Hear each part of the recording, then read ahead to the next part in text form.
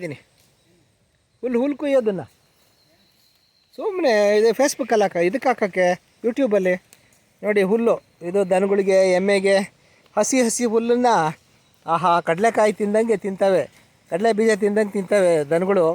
ಅದನ್ನು ಯಾವ ರೀತಿ ನೀಟಾಗಿ ಕುಯ್ಯೋದು ಅನ್ನೋದನ್ನು ನಮ್ಮ ನೋಡಿ ಹರ್ಕ್ಯುಲಸ್ ರೋಹನ್ ಮಾಡ್ತಾಯಿದ್ದಾರೆ.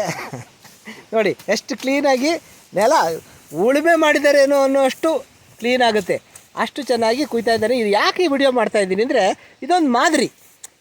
ಎಪ್ರ ತಪ್ರ ಕುಯ್ದು ಹುಲ್ಲು ಅರ್ಧ ಗಿಡಗಳು ಬಿಡೋದಲ್ಲ, ಕ್ಲೀನಾಗಿ ಕುಯ್ಬೇಕು. ಆ ಕ್ಲೀನಾಗಿ ಕುಯ್ಯೋ ರೀತಿನ ನಿಮಗೆ ತೋರ್ಸೋಕ್ಕೋಸ್ಕರ ಈ ವಿಡಿಯೋ ಮಾಡ್ತಾಯಿದ್ದೀನಿ. ನೋಡಿ ಒಂಚೂರು ಬಿಡ್ದಂಗೆ, ಅದು ದನಗಳಿಗೆ ಬಹಳ ಉಪಯುಕ್ತವಾದದ್ದು. ಹಸಿ ಹುಲ್ಲನ್ನು ಕೊಡೋದ್ರಿಂದಾಗಿ ದನಗಳು ಹೆಚ್ಚಿನ ಹಾಲನ್ನು ಕೊಡ್ತವೆ. ನೋಡಿ ಹೀಗೆ ನೋಡಿ ಇಲ್ಲಿಂದ ಕುಯ್ಕೊಂಬಂದಿದ್ದಾನೆ, ಅಲ್ಲಿಂದ ತೋರಿಸ್ತೀನಿ ನೋಡಿ. ನಾವು ಇಲ್ಲಿ ಈಗ ಅಡಿಕೆ ಮತ್ತು ಬಾಳೆ ಮಾಡೋಕ್ಕೋಸ್ಕರ ಈ ಒಂದು ಜಾಗನ ಕ್ಲೀನ್ ಮಾಡ್ತಾ ಇದ್ದಾರೆ ನೋಡಿ.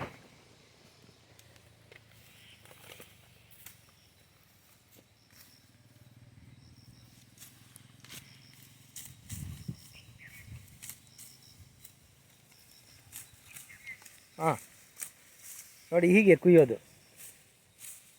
1 ಇಂಚು ಹಸಿ ಹುಲ್ಲು ವೇಸ್ಟ್ ಆಗದೆ ರೀತಿಯಲ್ಲಿ ಕುಯ್ದು ಅದನ್ನು ದನಗಳಿಗೆ ಎಮ್ಮೆಗಳಿಗೆ ಹಾಕೋದ್ರಿಂದಾಗಿ ಅತ್ಯಂತ ಹೆಚ್ಚಿನ ಹಾಲನ್ನು ನಾವು ಪಡ್ಕೋಬೋದು. ಹಾಲಿನಿಂದ ಮೊಸರು ಮಾಡ್ಬೋದು, ಬೆಣ್ಣೆ ಮಾಡ್ಬೋದು, ತುಪ್ಪ ಮಾಡ್ಬೋದು. ನೀವೇನು ಬೆಣ್ಣೆ ಮಾರ್ತೀರಲ್ವಪ್ಪ? ಬೆಣ್ಣೆ ಮಾಡಿ ಮಾರ್ತಾರೆ.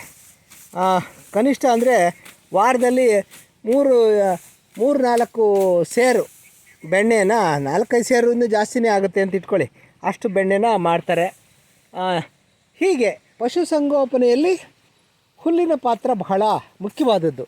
ಆ ಥರ ಹುಲ್ಲು ನಮ್ಮ ತೋಟದಲ್ಲಿ ಬಹಳಷ್ಟು ಸಮೃದ್ಧಿಯಾಗಿ ಬೆಳೆದಿದೆ.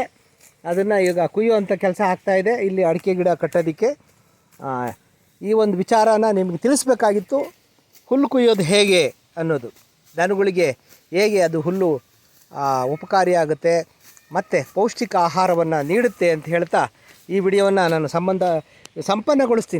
ಸಂಪನ್ನಗೊಳಿಸುವ ಮುನ್ನ ನನ್ನ ಮುಖವನ್ನು ತೋರಿಸ್ತೀನಿ. ದಯವಿಟ್ಟು ಈ ವಿಡಿಯೋವನ್ನು ಹೆಚ್ಚು ನೋಡಿ ಕಲ್ಪತರು ಎಕ್ಸ್ಪ್ರೆಸ್ಸನ್ನು ಹೆಚ್ಚು ಪ್ರಚಾರ ಮಾಡಿ ಅಂತ ಕೇಳ್ಕೊಳ್ತಾ